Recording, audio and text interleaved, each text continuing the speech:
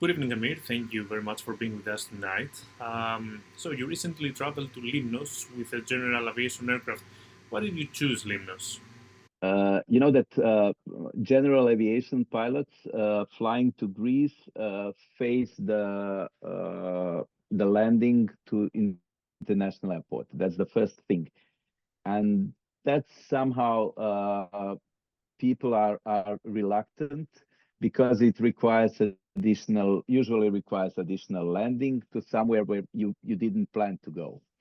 And luckily, Limnos is international airport, and also at the same time very nice destination. So that's why I chose it. Did you encounter any troubles or difficulties in organizing your trip? How does it compare to the past? I can say that from the past, the situation deteriorated definitely, because in the past it was super easy, and also it was much cheaper. Because usually on Greek islands, you basically send a note to check if there's a parking. I'm talking about the past, and that was it. You were welcomed, and everything went easy and smooth. And with increased tourism, some islands became absolutely prohibited, with no possibility to park. So only a quick turnaround is possible. Like Mykonos, basically you cannot visit it anymore with general aviation. And some airports that are entry points became also super expensive, like Corfu, like Kefalonia. I visited them in the past, and I can say that the fees are approximately 3 to 5 times higher than they used to be. So anything that was in the past below 100 euros, now it's around 4 to 500 euros. So it's for general aviation, it's quite expensive, because it's okay. You still have the flexibility of general aviation, but comparing to the tickets prices of commercial transport, you see that it's it's not anymore convenient.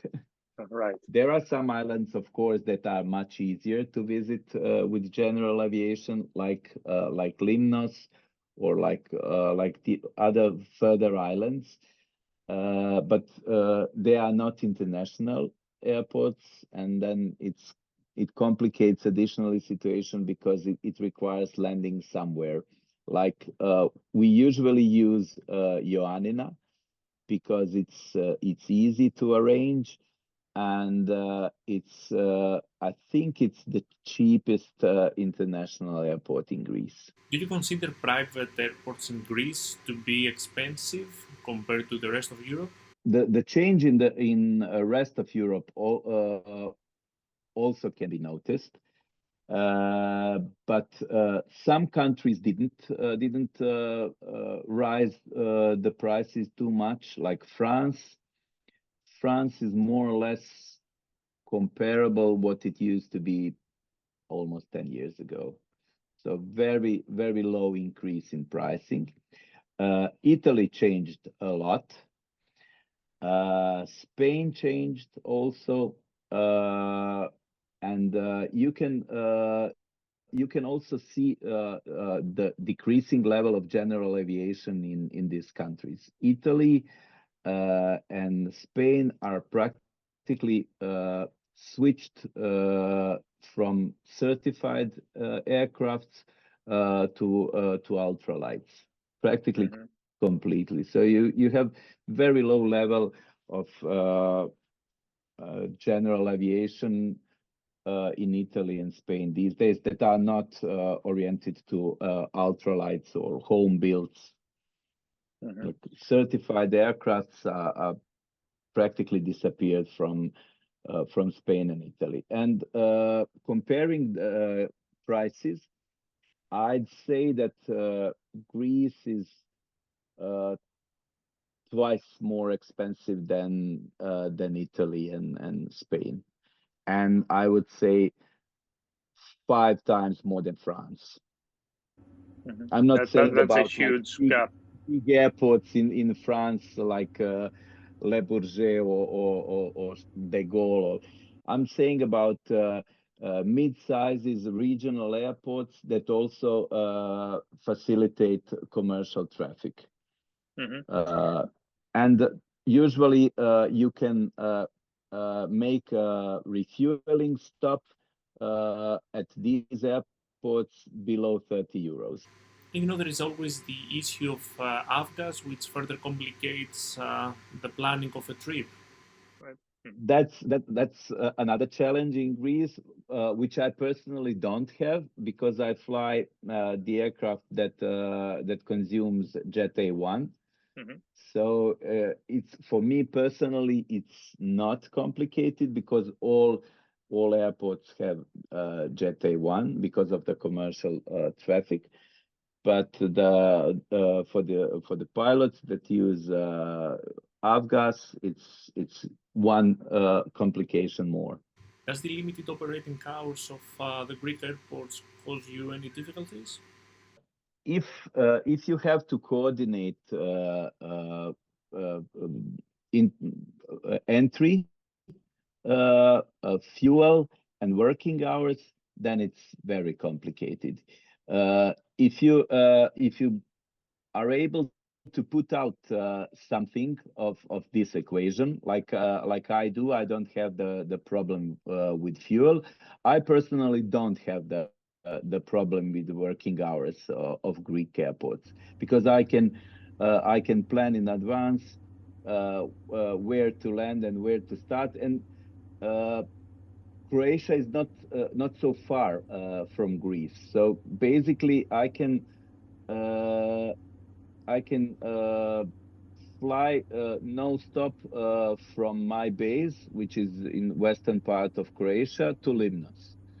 So I can plan in advance, even if I have to stop, like land to Ioannina, I can plan in advance. But if I had to plan also for avgas to have on stop, then it could be very complicated. So an average general aviation pilot has many factors to consider before planning his trip to Greece, right? Especially if you have to plan hopping to island that doesn't have the fuel available, then it can be very complicated.